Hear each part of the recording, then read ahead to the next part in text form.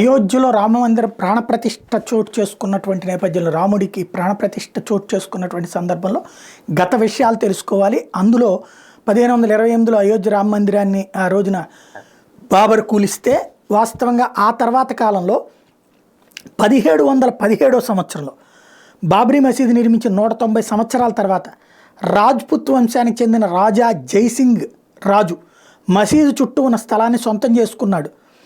ఆ ప్రయత్నాల సందర్భంలో అక్కడ హిందువులకి ఎంత ముఖ్యమో ఆ గుడి తెలుసుకున్నటువంటి రాజా జైసింగ్ మొఘలులతో సత్సంబంధాలు ఏర్పరచుకుని తాను ఆ మసీదు చుట్టూ ఉన్నటువంటి స్థలాన్ని ఆ మసీదును కూడా కొంటానని చెప్పి వాళ్ళకి డబ్బులు ఇచ్చి రాముడి పేరు మీద రిజిస్ట్రేషన్ చేయించాడు. ఏకంగా రాముడి పేరు మీద రిజిస్ట్రేషన్ చేయించాడు.